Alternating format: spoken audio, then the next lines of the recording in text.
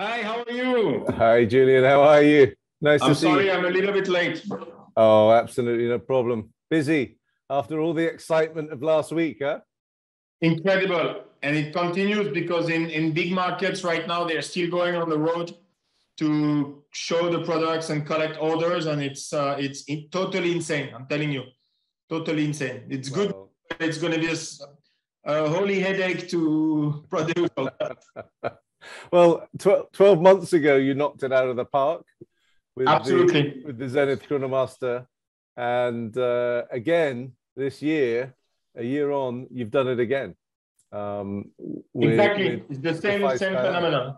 Yeah, it's absolutely fantastic. And, you know, as a retailer, I'm so pleased to be on this journey with you, where there's so much excitement behind the brand, so much going on.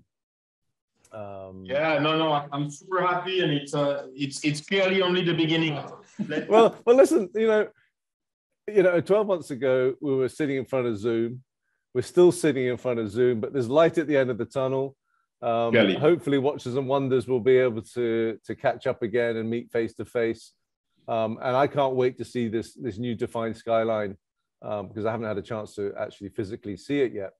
But, you know, it's a great contemporary interpretation of the original 1969 Defy. And to be so bold with that 12-sided bezel, and you guys created the 12-sided bezel yes. back in 69. Did you wait till the cleaner round bezel of Defy proved its popularity, or did the broader ongoing craze for 70 sports watches give you confidence? I would say a bit of both, but clearly we really got inspiration because, first of all, we like the character of that watch. And I often say that if you take this A3642 watch from 1969, for me, it's a concentration of creativity between the bezel, between the dial, the gradient dial, the dots on the dial that are quite incredible. You know, the Geffrère bracelet. I mean, it's all things together. These guys, I'm sure they had a lot of fun creating this watch, and that's what we decided to go with this one. Such a concentration of high creativity. Yeah, and it's great to see a three-handed watch with the El Primero's high-frequency mechanics inside. What was involved in paring back the chronograph movement? Because of course, you know, the El Primero's integrated. You know, you couldn't just lift off the stopwatch module. And why was it important for you to display that 1/10 of a second on the dial? No, with all respect, with our for our three hands movement Elite, which is a great, very reliable and good movement. But part of the magic of Zenith is El Primero, and the idea was for this Defy that we wanted very urban, very contemporary, very urban, very dynamic.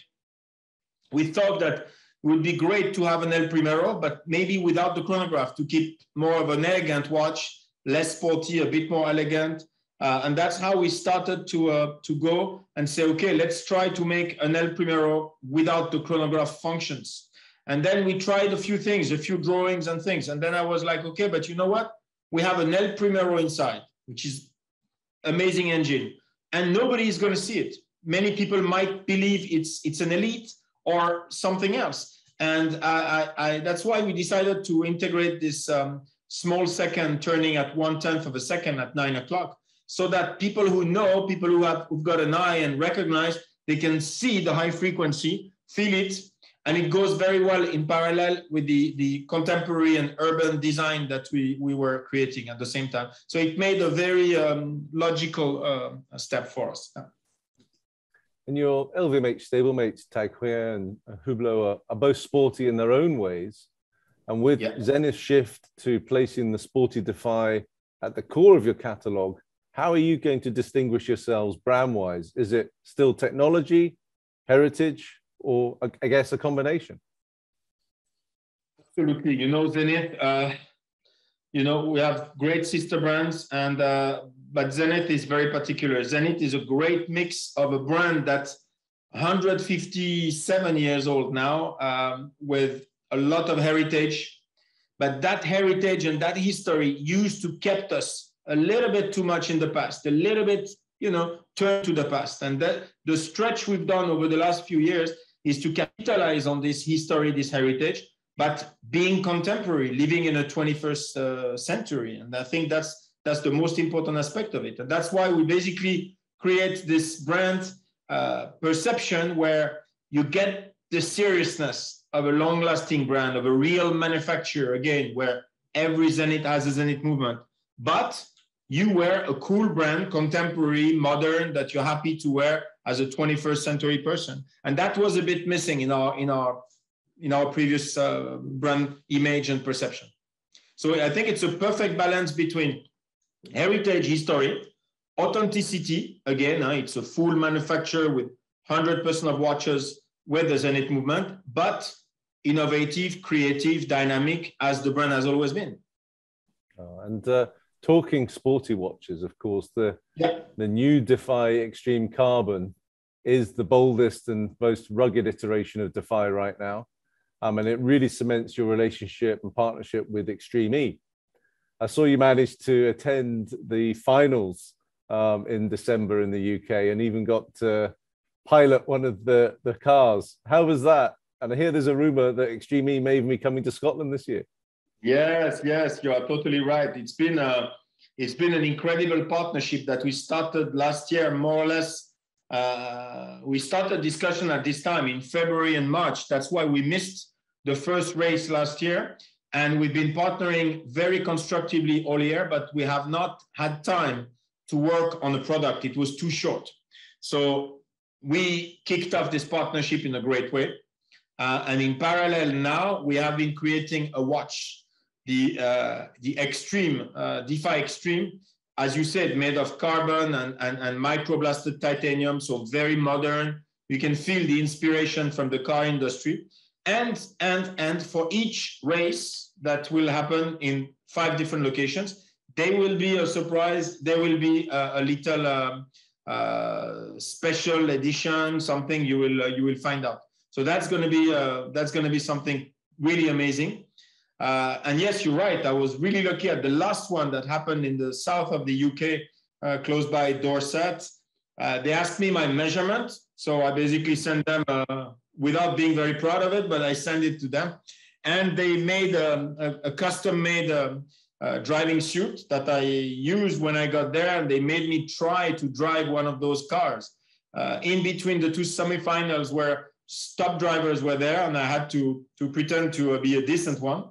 So I had on my right, I had Alejandro Agag, the founder of Formula E and Extreme E, and it's the first time in my life that I literally jumped with the car and quite fast.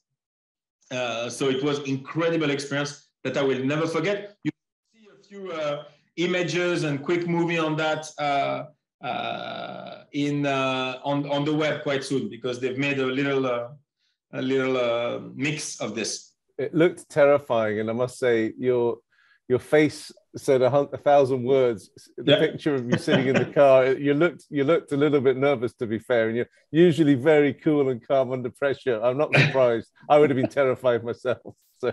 Yeah. You realize how difficult it is, and asking some advices to some of the drivers, I was actually less reassured after hearing them than before, but I managed to do it and have a very, very good fun. So that was an incredible way to finish the partnership on that year. Yeah. Well, we're really excited because there's a possibility it may come to Scotland this year. It's either standing out of Scotland, and it would be fantastic for our country and fantastic for our partnership, because we hope we can see you there. We really do. Because, absolutely. I will.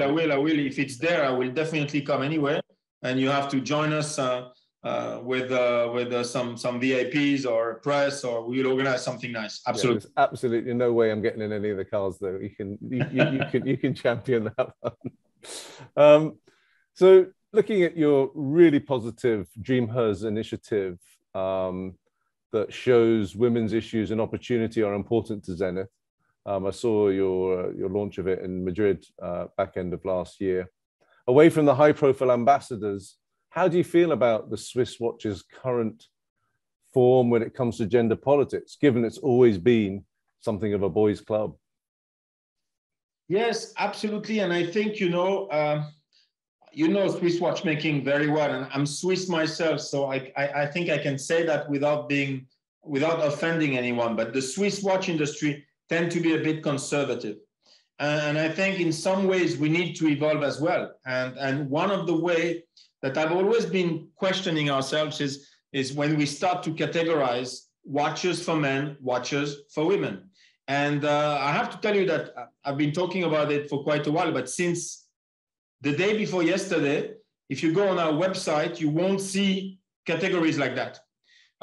You will find watches that have a feminine touch. You will see big, bulky watches on some other categories. You mentioned the Defy Extreme, but we are not telling you this is for men, this is for women. We make beautiful watches that can be worn both by both genders, and that's it. I think it's also a way in today's society to stop putting people in categories at first. Let them choose what they want to do. Well, it's great to see Zenith leading the charge on that. It's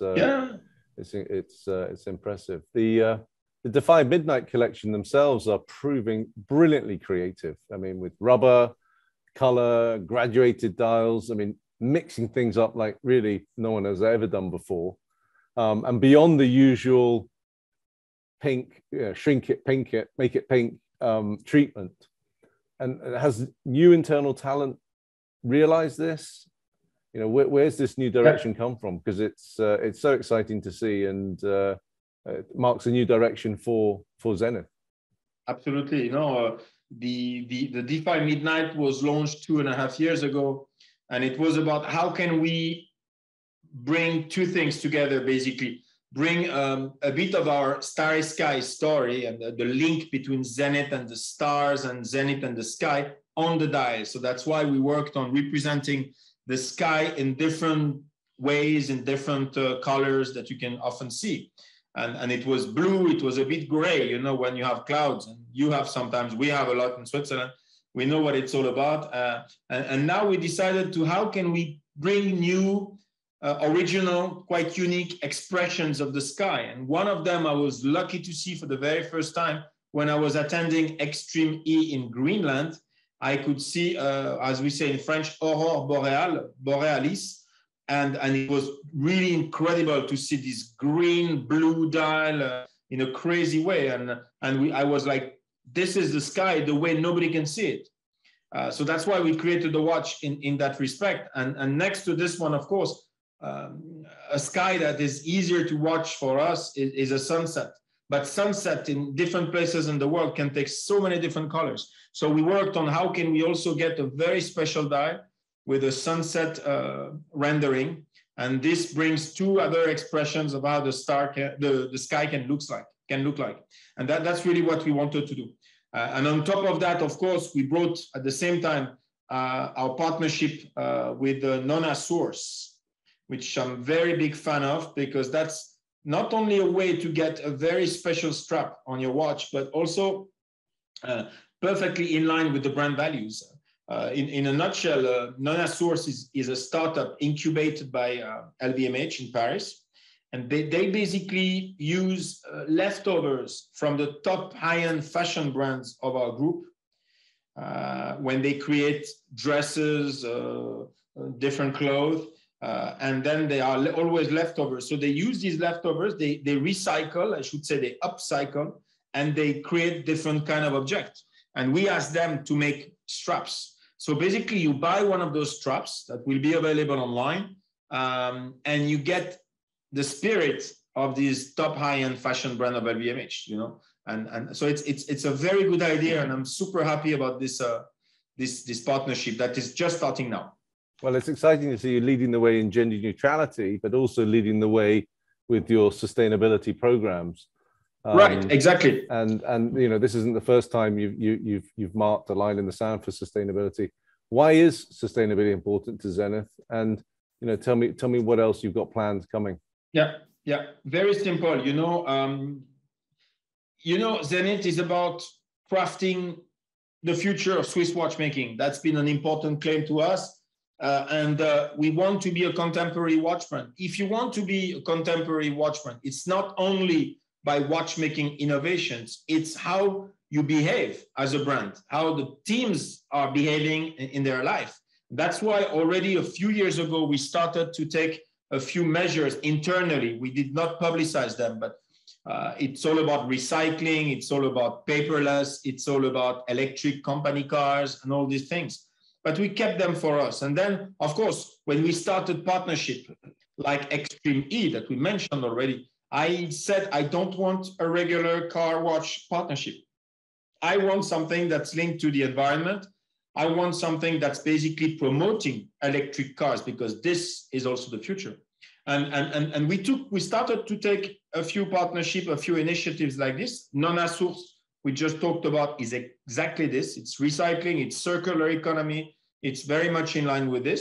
And all these elements and these initiatives will be basically put together in a new program. I cannot tell you the name yet because it's going to be announced during Watches and Wonders. But Zenith is basically gathering all these and putting together a real concept. So we are very happy. You know, more and more of our staff are super proud of that. When we hire young people, often they ask about, okay, what's your initiatives in that field? What do you expect to do? Clients also are challenging us on a few things. So I feel it's part of the society of tomorrow. And again, if we want to be a strong brand tomorrow, we have to embrace these topics of society. Yeah. We last saw each other face to face 2 years ago, believe it or not. Yeah. And looking back at the last 2 years, is Zenith leaving this pandemic a changed brand? And are you exiting the pandemic a changed CEO even? Absolutely. I think it's been, and if you asked me that 2 years ago, I was a bit like, okay, the brand is getting stronger and stronger. We don't need that now. Nobody needs that, actually. It was a pain for everyone. But at that time, I was like, okay, it's going to be really tough. When I saw the whole market closing down between March, April, and May 2020, this was the most difficult moment at which we had to say, okay, it's either we blame whoever for that and we complain on ourselves, or we take measures, we become even more active, and we try to gain market share. And that's what we've been doing. And now I can tell you that it's tough to say, but I think the pandemic helped Zenith to speed up its transformation, because I never ever expected to reach such level of, it's not only business, but awareness, desirability, appeal within 18 months. And I really think that the pandemic forced us to do in 18 months what we were planning to do in 3 years. So I'm difficult to say I'm happy, because that was a sad event for so many people, but I can tell you it made me go faster, further, and the brand as well. So now we are in a perfect situation to start 2022, which I hope will show the end of this pandemic. And then, of course, I hope we can see each other physically again. Well, it is. And out of these, often out of these challenging times, great things do happen. And I think we've all had to look inwards. We've all had to, as leaders, stand up and lead our people and help them through this pandemic. And it is exciting to see Zenith at such a strong position, as you say, 2 years down after what has been such a difficult time. Totally. And as you say, hopefully Watches and Wonders will get to see each other again, and actually the industry as a whole, because I tell you what, it's when we get together, it's such a great industry. There's so many great people in it. It will be great to see everyone together in Watches and Wonders in March. Yeah. And in December, I was a bit pessimistic when we saw the highly contagious Omicron coming back to our face. I was quite pessimistic, but now I can tell you it's early February already. Yeah. End of January, early February, we definitely realized that Watches and Wonders will take place. Yeah, I'm hopeful too, because I think we're a little bit ahead of you in terms of the peak and coming down. And thankfully Omicron didn't quite come to what everyone feared. So I'm hopeful too. What can we expect from Zenith for the rest of 22? What have you got up your sleeve for March? Yeah, a couple of things. We took the habit to have a new rhythm, if I may say. We have basically two main shows, the Watches and Wonders in April and the one we just had, LVMH Watch Week. So during these two shows, you will see quite a few things. And of course, the focus during LVMH Watch Week was about Defy, and especially the Defy Skyline. But more recently, soon at Watches and Wonders, we will give a few new things on the Chronomaster Sport. Not much, because the product is so hot and the watches are difficult to deliver. So we're not going to animate too much, but still we're going to have a few interesting things. We're going to have another complement, very important to the Chronomaster collection as well, which this one is quite new. And of course, we decided also during the pandemic, because we were locked, we took a much faster rhythm and a different rhythm than usual.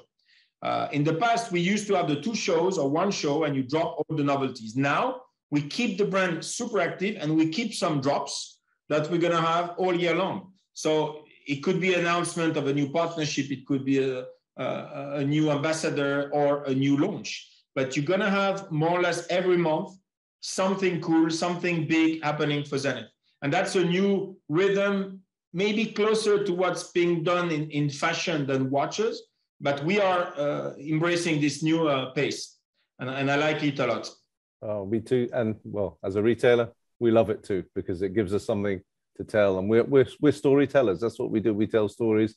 And Zenith keeps giving us them to tell, which is fantastic. I heard a rumor. We have to give you the good raw material, and you transform the raw material into a beautiful story in such a good way. So that's the partnership. I've heard a rumor there might be something happening with Pilot, maybe later in the year. Oh yeah, you have a very good information. Yes, absolutely. Pilot is incredibly important to us.